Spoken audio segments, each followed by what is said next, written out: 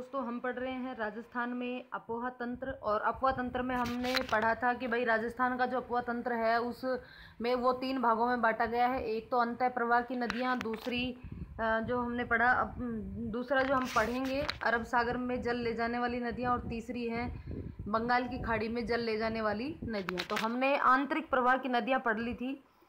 अब हम पढ़ेंगे आज अरब सागर में जल ले जाने वाली नदियाँ। तो सबसे पहले हम बात करेंगे अरब सागर में जल ले जाने वाली नदियाँ कौन कौन सी हैं, उन नदियों के बारे में, फिर उन नदियों को डिटेल से पढ़ेंगे। साथ ही साथ आपसे ये रिक्वेस्ट है मेरी कि यदि आपने चैनल को सब्सक्राइब नहीं किया है तो चैनल को सब्सक्राइब करके बेल आइकन को क्लिक कर लें, ताकि आने वाली हर एक वीडियो का नोटिफिकेशन आप तक पहुंच जाए। और ये वीडियो किन किन के लिए उपयोगी है, तो ये चाहे वो रीट लेवल 1 या 2 मुख्य परीक्षा की तैयारी कर रहा हो, यानी कि 3rd ग्रेड की या 2nd ग्रेड की तैयारी कर रहा है, दोनों के लिए ही ये इम्पोर्टेंट है, क्योंकि दोनों में ही राजस्थान का भूगोल है और राजस्थान के भूगोल में अपोहा तंत्र भी शामिल है। तो चलिए शुरू करते हैं। हम राजस्थान में अरब सागर में जल ले जाने वाली नदियों की बात कर रहे हैं। तो अरब सागर में जल ले जाने वाली नदियों की जो ट्रिक है वो है मासोसा जापो लूणी। मासोसा जापो लूणी यानी कि माँ से माही, सो से सोम, सा से साबरमती, जा से जाखम, प से पश्चिम बनास और लूणी से लूणी, यानी कि मासोसा जापो लूणी। ये है अरब सागर में जल ले जाने वाली नदियाँ, जिसमें जो मुख्य नदियाँ हैं 2 वो हैं, एक तो माही और एक लूणी, जो कि काफ़ी डिटेल में पढ़ेंगे। बाकी जो नदियाँ हैं ये छोटी छोटी नदियाँ हैं और ये इन्हीं नदियों की सहायक नदियाँ हैं, तो इनको भी हम पढ़ेंगे। तो सबसे पहले हम बात करते हैं लूणी नदी की। देखिए, लूणी नदी जो है उसका उद्गम स्थल, सबसे पहली चीज़ पूछी जाती है कि भाई ये नदी जो है वो कहाँ से उद्गम हुई है, इनकी स्थान जहाँ से ये चलना शुरू हुए हैं। तो सबसे पहले लूणी नदी का उद्गम स्थल जो है वो है नाग पहाड़ियाँ, अजमेर, आना सागर झील। नाग पहाड़ी अजमेर की नाग पहाड़ी है, यानी कि अजमेर में आना सागर झील से। आना सागर झील कौन सी पहाड़ियों के बीच में है? नाग पहाड़ी के बीच में, तो नाग पहाड़ी आना सागर झील।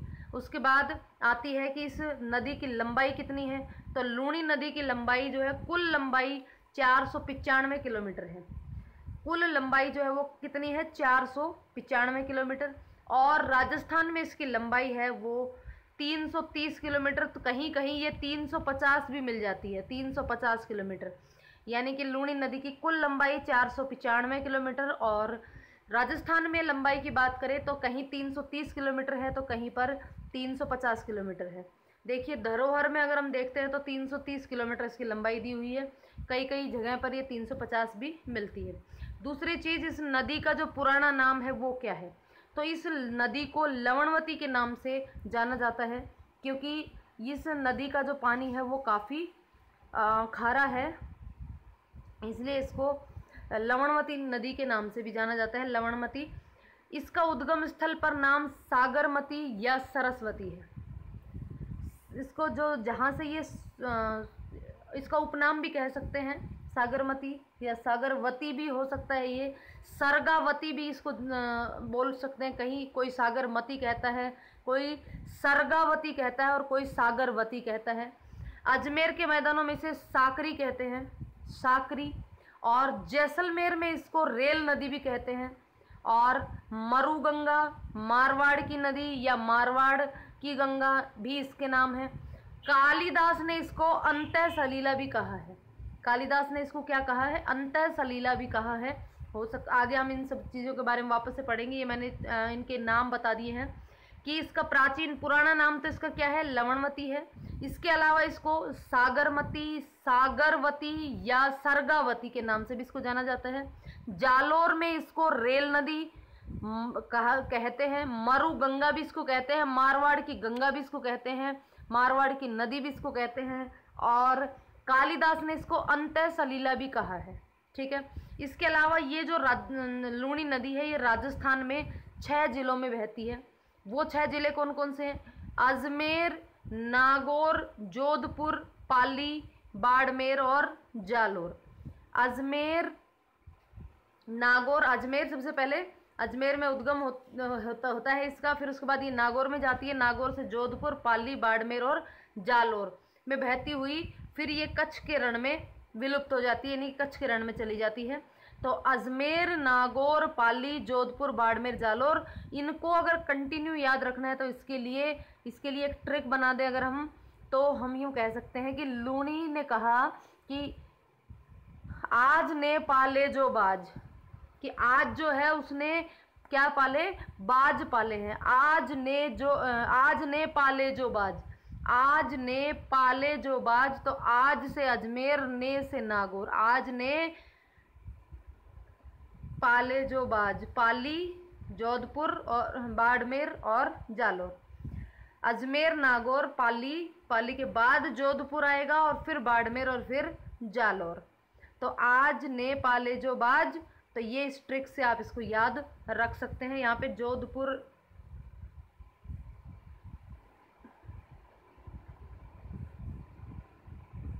एक मिनट, हाँ, तो पहले पाली आएगा फिर जोधपुर आएगा, ध्यान रखना है यहाँ पे। आज ने पाले जो बाज, आज मतलब अजमेर, ने से नागौर, आज ने पाले से पाली, जो से जोधपुर, बा से बाड़मेर और ज से जालोर। आज ने पाले जो बाज, ये इसको याद रख सकते हो। लूणी ने कहा आज ने पाले जो बाज, तो ये लूणी के बहाव का क्रम है, यानी कि जिन जिलों में इसका बहाव क्षेत्र है वो इस ट्रिक से हम याद रख सकते हैं। अब देखिए इधर हम पढ़ेंगे लूणी नदी का एक बार डायग्राम से सारी चीज़ें देख लेते हैं। सबसे पहले अगर हम बात करें तो लूणी नदी का ये है उद्गम स्थल, नाग पहाड़ी, आना सागर झील, अजमेर में। ये अजमेर में इसका उद्गम स्थल है। अगर हम यहाँ पे देखें तो देखिए ये जितनी भी सहायक नदियाँ इसकी नज़र आ रही हैं, ये सभी नदियाँ इस एक दिशा से आ रही है। केवल जोजड़ी नदी जो है वही अकेली एक ऐसी नदी है जो कि इसकी अलग दिशा से बह रही है, इस अलग दिशा से इसके अंदर आकर के मिल रही है। तो हम यूँ कह सकते हैं कि लूणी नदी के लूणी नदी के दाईं तरफ से केवल और केवल एक ही नदी आकर के मिलती है जो इसकी सहायक नदी है, और उसका नाम है जोजड़ी नदी। बाकी सारी नदियाँ जो है इसके बाईं ओर से आकर के मिलती हैं। तो यहाँ पे ये चीज़ ध्यान रखने की है, कच्छ के रण से कच्छ की खाड़ी में जाती है और फिर अरब सागर में अपना जल ले जाती है। और इसकी और जो सहायक नदियां हैं उनकी अगर हम बात करें, ये देखिए इधर से ये यहाँ पे पहुँच गई है बहती हुई कच्छ के रण में, और कच्छ के रण से कच्छ की खाड़ी में, और फिर अरब सागर में अपना जल लेके जाती है। यहाँ पे इसकी अन्य जो सहायक नदियाँ उनकी बात करें तो सबसे पहले नंबर पर आ गई जोजड़ी, जो कि बाकी सभी नदियों के विपरीत साइड से बह रही है। उसके बाद है देखिए मीठड़ी और बांडी, दोनों यहाँ पे मिल जाती हैं और दोनों फिर आगे चली जाती हैं, और इन दोनों का ही उद्गम जो है वो पाली ज़िले से होता है, मीठड़ी और बांडी। उसके बाद है सूकड़ी, ये भी देसुरी पाली से इसका भी उद्गम होता है। उसके बाद मीठड़ी, एक और मीठड़ी नदी है। फिर उसके बाद जवाई, खारी, ये दोनों मिल करके सूकड़ी बन जाती हैं। फिर सागी, ये सारी नदियाँ जो हैं इसकी सहायक नदियाँ हैं। लीलड़ी, मीठड़ी, जोजड़ी, सूकड़ी, जवाई और सागी या सगाई, सगाई को ही सागी भी कहते हैं, गुहिया, बांडी और सरस्वती, ये सारी नदियां जो हैं वो इसकी सहायक नदियां हैं।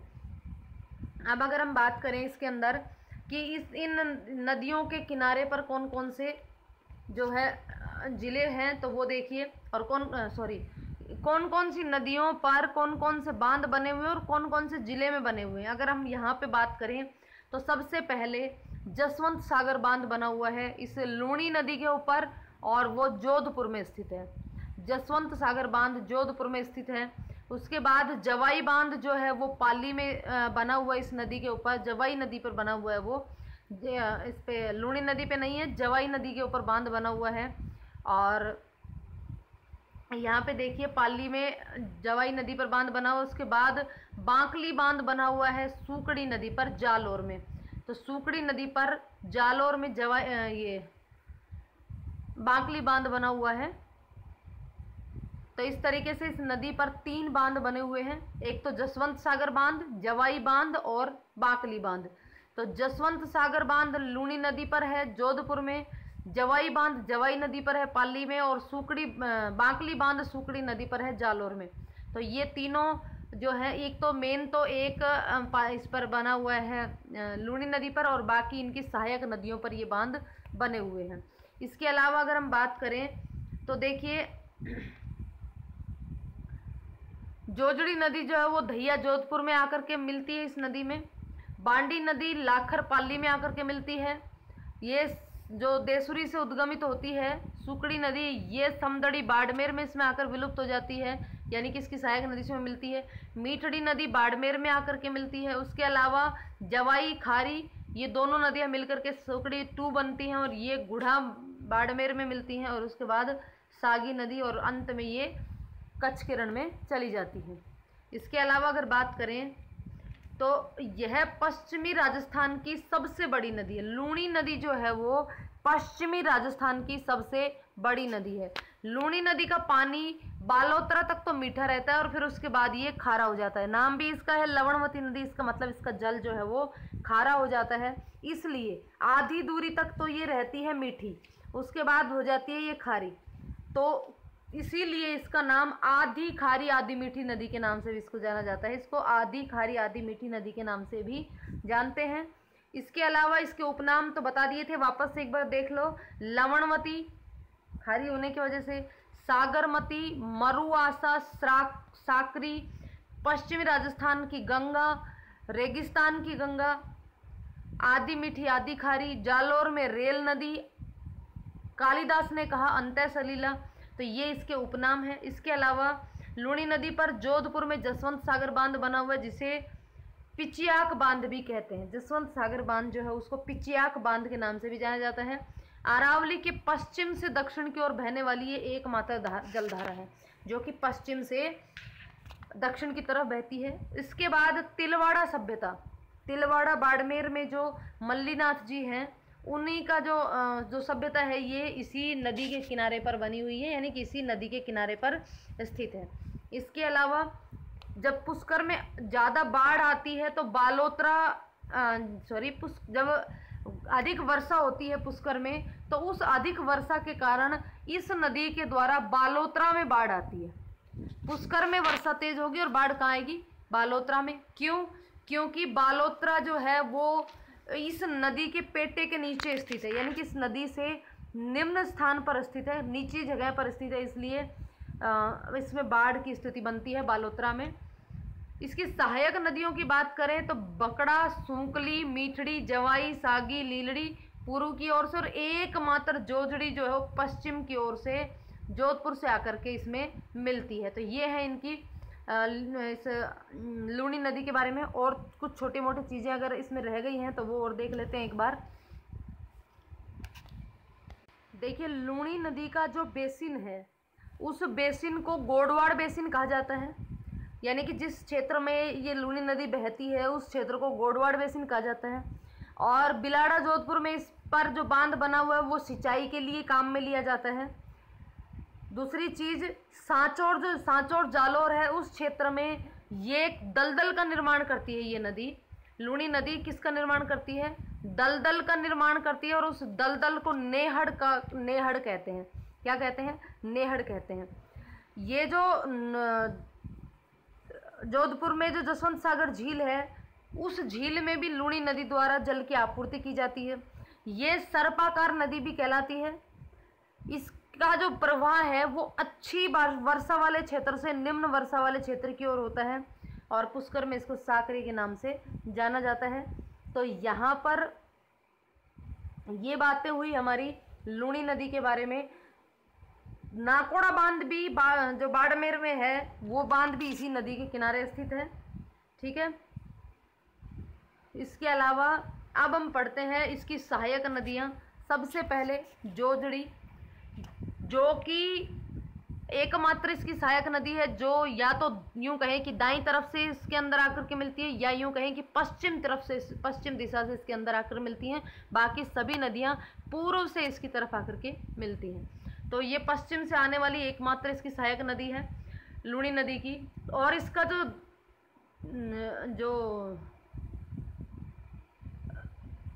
जोजड़ी नदी का जो उद्गम क्षेत्र है वो है नागौर जिले में। नागौर जिले से आती है गोरिया गांव से नहीं, जोजड़ी की बात हम कर रहे हैं यहाँ पे।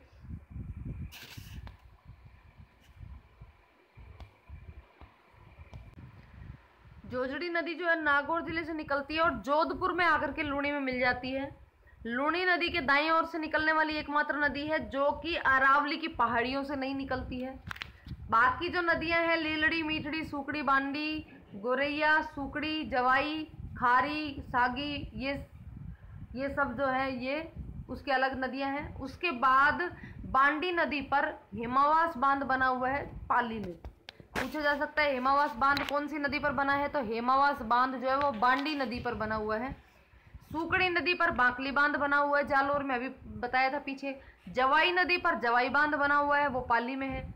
और इस जवाई बांध को मारवाड़ का अमृत सरोवर कहते हैं। और जवाई नदी जो है उसका उद्गम स्थल जो है वो गोरिया गांव पाली से है। गोरिया गांव पाली में जवाई नदी गोरिया गांव पाली से उद्गम होती है और इसी नदी पर जवाई बांध बना हुआ है। जवाई बांध कहाँ पर स्थित है, तो ये सुमेरपुर पाली में स्थित है। उसके बाद है एक सेई नदी। जवाई बांध में सेई नदी द्वारा सुरंग से पानी लाया जाता है। यह सेई परियोजना उदयपुर से पाली तक सुरंग बना करके जवाई बांध तक सेई नदी का पानी लाना, ये जो पानी लाया जाता है वो सेई परियोजना कहलाती है। कौन सी? सेई परियोजना कहलाती है।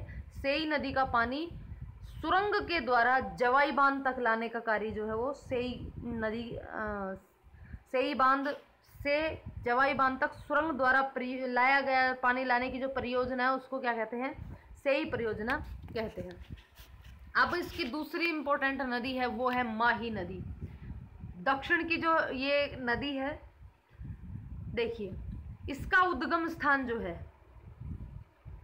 ये है अमरोरू की पहाड़ियाँ। अमरोरू की पहाड़ियाँ मध्य प्रदेश में, अमरोरू की पहाड़ियाँ, या यूँ कहें कि विंध्याचल पर्वत श्रेणी में से, विंध्याचल पर्वतमाला से मध्य प्रदेश के धार जिले से मेहद झील और अमरोरू की पहाड़ियों से इसका उद्गम होता है। देखिए उद्गम के लिए इतनी सारी चीज़ें याद रखनी पड़ेंगी।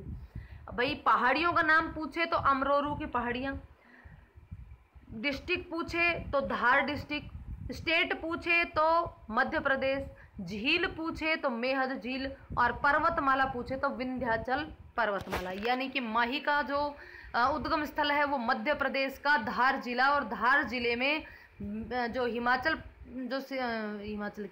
विंध्याचल जो पर्वत श्रेणी है, उन विंध्याचल पर्वत श्रेणियों में अमरोरू की पहाड़ियाँ और मेहद झील से इस माही नदी का उद्गम होता है, इसका उद्गम स्थान है। इसकी कुल लंबाई की यदि बात करी जाए तो इसकी कुल लंबाई 576 किलोमीटर, कहीं कहीं पर इसको 580 भी बताया गया है, तो 576 या फिर 580। और राजस्थान में इसकी जो लंबाई है वो 171 किलोमीटर है। ये नदी जो है वो दक्षिण राजस्थान की महत्वपूर्ण नदी है, इसलिए इसको दक्षिण राजस्थान की स्वर्ण रेखा के नाम से जाना जाता है, यानी कि स्वर्ण रेखा कहलाती है ये। और ये नदी उद्गमित होती है मध्य प्रदेश में, उसके बाद ये राजस्थान में आती है और फिर राजस्थान से होते हुए ये गुजरात में पहुंच जाती है, और गुजरात में जाकर के ये खंभात की खाड़ी के बाद अपना जल अरब सागर में ले जाती है। यहाँ पर ये खंभात की खाड़ी से अपना जल अरब सागर में ले जाती है। लूनी नदी जो थी वो कच्छ के रण से ये अपना जल जो है उसके अंदर लेके जाती थी। अब देखिए यहाँ पर हम बात कर लेते हैं इस माही नदी की। तो माही नदी जो है उसका ये तो हो गया उद्गम स्थल मध्य प्रदेश, अमरोरू की पहाड़ियाँ, धार जिला, झील कौन सी थी? मेहद झील। मेहद झील, धार जिला, मध्य प्रदेश, अमरोरू की पहाड़ियाँ, विंध्याचल पर्वत श्रेणी। तो यहाँ से इसका उद्गम हुआ और ये मध्य प्रदेश में बहती हुई ये राजस्थान में प्रवेश की, और राजस्थान में ये जिस जगह से प्रवेश करती है वो है खांडू ग्राम बांसवाड़ा। खांडू ग्राम बांसवाड़ा से प्रवेश करती है राजस्थान में, और फिर प्रतापगढ़ और डूंगरपुर और बांसवाड़ा, इन तीनों की सीमा बनाती हुई ये इधर आ जाती है और फिर ये गुजरात में पहुंच जाती है। और गुजरात में कहाँ पे पहुंचती है? ये पंचमहल जिले में, पंचमहल जिले के रामपुर के निकट ये गुजरात में प्रवेश करती है, और फिर ये इधर से खंभात की खाड़ी में होती हुई अरब सागर के अंदर मिल जाती है। तो सबसे मेन इम्पोर्टेंट चीज़ तो ये है कि ये राजस्थान में कहाँ पर प्रवेश करती है, तो ये खांडू ग्राम बांसवाड़ा में राजस्थान में प्रवेश करती है। उसके बाद प्रतापगढ़, डूंगरपुर और बांसवाड़ा, प्रतापगढ़, डूंगरपुर और बांसवाड़ा इनकी सीमा बनाती हुई ये गुजरात में कहाँ पहुँचती है, बांसवाड़ा की सीमा के पास से बहती हुई गुजरात के पंचमहल जिले के रामपुरा के निकट ये गुजरात में प्रवेश कर जाती है। पंचमहल, रामपुरा, गुजरात में, ठीक है। उसके बाद ये खंबात की खाड़ी में जाती है और खंबात की खाड़ी में जाने के बाद ये अरब सागर में पहुंच जाती है। और ये जो नदी है ये राजस्थान, मध्य प्रदेश और गुजरात तीनों की ही महत्वपूर्ण नदी है। अब देखते हैं इस नदी पर कौन कौन से बांध बने हुए हैं। तो सबसे पहले राजस्थान में इस नदी पर 2 बांध बने हुए। सबसे पहली बात, राजस्थान में इस नदी पर 2 बांध बने हुए हैं, एक तो माही बजाज सागर और दूसरा कागदी पिकअप बांध। तो सबसे पहले तो ये बना हुआ है यहाँ पे, ये 1 नंबर पे माही बजाज सागर बांध माही नदी पर बांसवाड़ा में, और दूसरा जो है कागदी पिकअप बांध बना हुआ है इसी पर ही, वो भी बांसवाड़ा में बना हुआ है। इसके अलावा इस पे एक बांध बना हुआ है गुजरात में। गुजरात में भी इस पर एक बांध बना हुआ है और वो है कड़ाना बांध। पंचमहल गुजरात में ये कड़ाना बांध यहाँ पे बना हुआ है। उसके बाद कुछ परियोजनाएं चल रही हैं। सोम कागदर परियोजना, ये सोम नदी पर उदयपुर में। सोम कमला अम्बा, 3 नदियों पर मिक्स है, ये भी सोम कमला अम्बा डूंगरपुर में। त्रिवेणी संगम बनाती है ये सोम माही जाखम वेणेश्वर डूंगरपुर में, और जाखम बांध जाखम नदी पर बना हुआ है प्रतापगढ़ में। तो यहाँ पर ये छोटी छोटी चीज़ें थी। इसके अलावा बता दें कि जो ये माही नदी है ये कर्क रेखा को 2 बार काटती है। इस तरीके से कर्क रेखा होती है हमारी, और कर्क रेखा एक बार तो ये जब राजस्थान में प्रवेश करती है तब कर्क रेखा को काटती है, और फिर वापस जब ये गुजरात की साइड जाती है तो फिर वापस से कर्क रेखा को काटती है।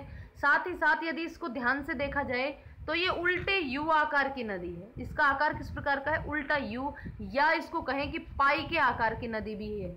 पाई के आकार की नदी भी कह सकते हैं, या उल्टे यू आकार की नदी भी कहते हैं।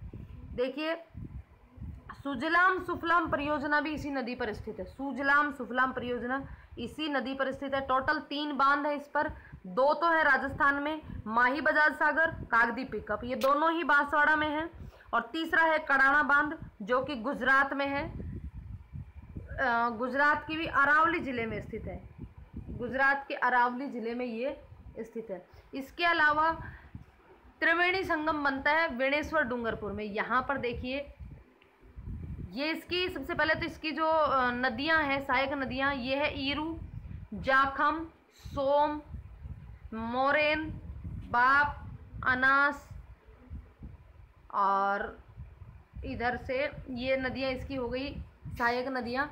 और इन सहायक नदियों में यहाँ पर देखा जाए तो डूंगरपुर वेणेश्वर डूंगरपुर में सोम, जाखम और माही तीनों नदियों का संगम यहाँ पे बनता है।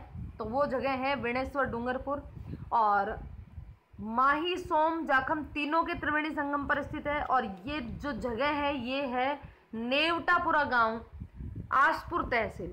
तहसील आसपुर है, गांव नेवटापुरा है, जिला डूंगरपुर है ही वेणेश्वर धाम। संत माओ जी का संबंध इस जगह से है। वेणेश्वर डूंगरपुर में इस त्रिवेणी संगम पर एक काफ़ी बड़ा मेला भरता है जिसको आदिवासियों के कुंभ के नाम से जाना जाता है इस मेले को। और ये मेला माघ पूर्णिमा के दिन भरता है। आदिवासियों के कुंभ के नाम से जाने जाने वाला ये लक्की मेला माघ पूर्णिमा के दिन वेणेश्वर डूंगरपुर में भरता है। अब यदि इसकी बात करें इसकी सहायक नदियों की, तो सहायक नदियों में आ गई है ये सारी, मैंने बता दी। इसकी ट्रिक भी अगर हम देखें तो ट्रिक है कि माही कहता है ए सोम ए ईरू अब चुपचाप रह जा। कौन कहता है, माही कहता है। माही मतलब अपने माही भाई, वो कहते हैं ए सोम ए ईरू अब चुपचाप रह जा, बहुत हो गया तेरा, अब चुपचाप रह जा। तो माही से तो माही नदी और उसकी सहायक नदियों की बात आ गई। ए सोम, ए से एरू और सो से एरन, ए से एरन और सोम से सोम, ए सोम, फिर ए से एराव और ईरू से ईरू। अब से अनास, चुपचाप से चाप, रह जा से रह से हरण कर देते हैं। रह का उल्टा हरण, हरण नदी भी है। और जा से जाखम, जा से जाखम, ये रही जाखम इधर। तो क्या ट्रिक थी? माही कहता है ए सोम ए ईरू अब चुपचाप रह जा, अब फालतू बात नहीं करनी है। तो चलिए अब आगे पढ़ लेते हैं इसके बारे में। भाई राजस्थान में माही नदी का जो प्रवेश है वो खांडू ग्राम से प्रवेश करती है। खांडू ग्राम बांसवाड़ा में ये राजस्थान में प्रवेश करती है। माही नदी कर्क रेखा को 2 बार काटती है और ये उल्टे यू आकार बनाती है, या यूं कहें कि पाई आकार की भी है। इसके उपनामों की बात करें तो काठल की गंगा, बागड़ की गंगा, दक्षिण राजस्थान की शरण रेखा, इन नामों से इसको जाना जाता है। इसके अलावा इसके प्रवाह क्षेत्र को 56 का मैदान कहते हैं। जहाँ पर ये नदी बहती है माही नदी, वहाँ उसको 56 का मैदान कहते हैं, क्योंकि 56 नदियों या नालों का वो संगम है। गाँव का भी, कोई गाँव का बताता है, कोई नालों का बताता है, तो 56 का मैदान कहलाता है। माही नदी का संगम खंबात की खाड़ी में होता है, खंबात की खाड़ी में होता है। और इस पर बांध की बात करें तो माही नदी पर माही बजाज सागर परियोजना बांसवाड़ा में स्थित है। राजस्थान और गुजरात की संयुक्त परियोजना है माही बजाज सागर, जिसमें गुजरात और राजस्थान की जो हिस्सेदारी है वो 45-50 की है, यानी कि 45 गुजरात की और 55 राजस्थान की है। 3 चरण में बने हुए बांध हैं। कड़ाना बांध इसी नदी पर बना हुआ है जो कि गुजरात में बना हुआ है। बांसवाड़ा में बोरखेड़ा में माही बजाज सागर बांध बना हुआ है, और बांसवाड़ा में ही पिकअप कागदी पिकअप बांध भी बांसवाड़ा में बना हुआ है।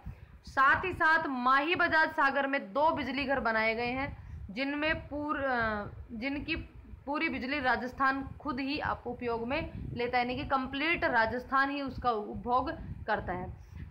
माही नदी की सहायक नदियों की बात करें तो माही कहता है ए सोम ए ईरू अब चुपचाप रह जा, ए से एरव, सोम से सोम, फिर ए से एराव, ईरू से ईरू, अ से अनाज, चाप से चुपचाप से छाप, रह को हरण कर दिया, और जा से जाखम। तो ये है माही नदी की सहायक नदियाँ। अब इन सहायक नदियों की भी थोड़ी सी डिटेल देख लेते हैं। सबसे पहले आती है सोम नदी, जिसका उद्गम स्थल है बीछामेड़ा की पहाड़ियाँ, बिछमेड़ा की पहाड़ियाँ, उदयपुर। सोम नदी का उद्गम स्थल क्या है? बिछमेड़ा की पहाड़ियाँ, उदयपुर। और उदयपुर की एक खैरवाड़ा तहसील में, खैरवाड़ा तहसील में पड़ती है ये। और ऋषभदेव मंदिर के निकट पर ये बिछामेड़ा के पहाड़ी, बिछामेड़ा भी हो सकता है या बिछमेड़ा भी हो सकता है। तो उदयपुर में खैरवाड़ा तहसील में ऋषभदेव मंदिर के निकट बिछामेड़ा की पहाड़ियों से इस सोम नदी का उद्गम होता है। और ये वेणेश्वर डूंगरपुर में सोम माही जाखम नदियों का त्रिवेणी संगम बनाती है। वेणेश्वर डूंगरपुर में त्रिवेणी संगम पर नवाटापुरा गांव में माघ पूर्णिमा को मेला बढ़ता है, जिसे आदिवासियों के कुंभ के नाम से भी जाना जाता है। और इसी नदी पर यानी कि माही नदी पर ही सोम कागदर परियोजना उदयपुर जिले में स्थित है। सोम नदी पर डूंगरपुर में सोम अम्बा कमला परियोजना स्थित है। सोम अम्बा कमला परियोजना डूंगरपुर में स्थित है, और सोम कागदर परियोजना जो है वो उदयपुर में स्थित है। ठीक है, इसके बाद ये हो गई सोम नदी की बात। अब इसके बाद बात करते हैं जाखम नदी, जो कि माही नदी की सहायक नदी है। तो इसका उद्गम स्थल भी कहाँ से होता है? तो इसका उद्गम होता है भंवर माता की पहाड़ियाँ, छोटी सादड़ी प्रतापगढ़, छोटी सादड़ी प्रतापगढ़, भंवर माता की पहाड़ियाँ जाखम नदी का उद्गम स्थल है। और ये प्रतापगढ़ में बहती है और फिर उसके बाद ये डूंगरपुर में आकर के सोम नदी में मिल जाती है, यानी कि प्रतापगढ़ में बहती हुई डूंगरपुर आती है, और डूंगरपुर में आने के बाद ये सोम नदी में मिल जाती है। जाखम नदी पर प्रतापगढ़ में जाखम बांध भी बनाया गया है, और ये जाखम बांध बनाए गए हैं अनूपपुरा में स्थित है, अनूपपुरा गांव में। उसके बाद बात करते हैं हम अनास नदी की। बांसवाड़ा जिले में इस पर स्थित विद्युत परियोजना है, और राजस्थान की विद्युत परियोजना है अनास बांध। इधर यहाँ पे जो जाखम बांध है, इसके लिए एक चीज़ याद रखनी है कि प्रतापगढ़ में जो जाखम बांध बना हुआ है राजस्थान का सबसे ऊंचा बांध है, ये चीज़ यहाँ पे देखिए याद रखनी है। उसके बाद है सागरमती। सागरमती नदी का जो उद्गम स्थल है वो है उदयपुर जिले के दक्षिण पश्चिम भाग में पादरला की पहाड़ियाँ। उदयपुर जिले की पादरला की पहाड़ियाँ दक्षिण पश्चिम दक्षिण पश्चिम दिशा में। और फिर ये राजस्थान में उदयपुर, सिरोही, पाली, डूंगरपुर से होते हुए गुजरात के साबरकांठा, अहमदाबाद और गांधीनगर होते हुए खंबात की खाड़ी में गिर जाती है। यानी कि साबरमती जो नदी है इसका उद्गम तो होता है उदयपुर में यानी कि राजस्थान में, लेकिन ये गुजरात की एक महत्वपूर्ण नदी है। गुजरात की नदी काफ़ी महत्वपूर्ण है ये, क्योंकि इसी नदी के किनारे अहमदाबाद, गांधीनगर ये इसी नदी के किनारे बसे हुए शहर हैं। इसका उद्गम साबरमती नदी का उद्गम स्थल, जैसे साबरमती आता है दिमाग में फटाक से गुजरात आता है। गुजरात में साबरमती आश्रम जो है वो भी बिल्कुल गांधी जी का साबरमती आश्रम इसी नदी के किनारे पर बना हुआ है, काफ़ी अच्छा है देखने लायक। इस नदी का उद्गम स्थल उदयपुर जिले की पादरला की पहाड़ियों से होता है और फिर ये उदयपुर से होते हुए सिरोही, पाली, डूंगरपुर से होते हुए ये कहाँ पहुँच जाती है? गुजरात के साबरकांठा, अहमदाबाद और फिर गांधीनगर से होते हुए खंबात की खाड़ी में गिर जाती है। इस नदी को शुरुआत में वाकल नदी के नाम से जाना जाता है और या फिर इसी की सहायक नदी के रूप में भी वाकल नदी को बताया जाता है। इसके बाद बात करें तो ये बता ही दिया है कि अहमदाबाद और गांधीनगर दोनों इसी नदी के किनारे पर स्थित हैं। तो इसकी सहायक नदियों की बात करें तो सेई नदी, वाकल नदी, खारी नदी ये हैं और पश्चिम बनास, ये सारी नदियां जो है इसकी सहायक नदियां हैं। अब हाथीमती भी इसकी सहायक नदी है। वाकल, वेतरक, माजम, सेई ये सब इसकी सहायक नदियां हैं। यह राजस्थान की एकमात्र ऐसी नदी है जिसका उद्गम तो राजस्थान में होता है, लेकिन ये गुजरात की एक प्रमुख नदी है। ये चीज़ ध्यान इंपॉर्टेंट है, याद रखने की है। उसके बाद बात करें हम माही नदी की सहायक नदी पश्चिम बनास की, तो पश्चिम बनास नदी का उद्गम स्थल है नया सानवारा गांव, सिरोही। नया सानवारा गांव, सिरोही, और ये सिरोही में बहती है और फिर ये बनासकांठा गुजरात से होते हुए लिटिल रन कच्छ की खाड़ी में गिर जाती है। लिटिल रन कच्छ की खाड़ी से होती हुई अरब सागर में पहुंच जाती है। और इसका उद्गम स्थल कौन सा बताया? इसका नया सनवारा गांव, सिरोही। जो पश्चिम बनास नदी है, इस पश्चिम बनास पर गुजरात का दीसा शहर बसा हुआ है। कौन सा? दीसा शहर बसा हुआ है। इसके अलावा कुछ और नदियां हैं, उनके नाम और उद्गम स्थल यहाँ पे दिए हुए हैं। सबसे पहले खारी नदी, इसका उद्गम स्थल है सेरगांव, सिरोही। सेरगांव, सिरोही, या यूँ कहें कि सेरगांव की पहाड़ियों से इसका उद्गम स्थल है। उसके बाद ये सेरगांव में बहने के बाद उद्गम होने के बाद सिरोही से जालोर के सायला गांव में जवाई नदी में मिल जाती है। कहाँ पे? सायला गांव में। सायला गांव में ये लूणी नदी में इसमें जवाई नदी में मिल जाती है। उसके बाद है सुकड़ी नदी। सुकड़ी नदी का उद्गम स्थल भी पाली है। ये नदी समदड़ी, बाड़मेर में लूणी में मिल जाती है। उसके बाद है बांडी नदी, हिमावास, पाली इसका उद्गम स्थल है। ये लाखर गांव, पाली में जाकर के लूणी में मिल जाती है। उसके बाद जोजड़ी, इसका उद्गम स्थल है पोड़लू गांव, नागौर। जोजड़ी नदी का उद्गम स्थल कौन सा है? पोड़लू गांव, नागौर। और जोधपुर में ये लूणी नदी में मिल जाती है। और ये एकमात्र ऐसी नदी है जो कि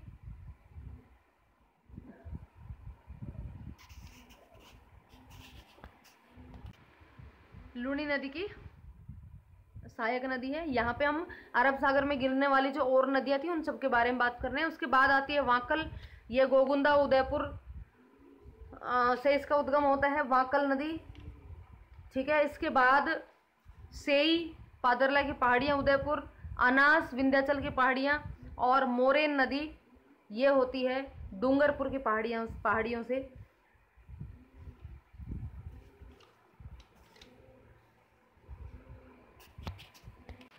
सेई नदी जो है वो पादरना गांव से, उदयपुर से इसका उद्गम होता है और ये साबरमती में, गुजरात में जाकर के साबरमती में मिल जाती है। इसके अलावा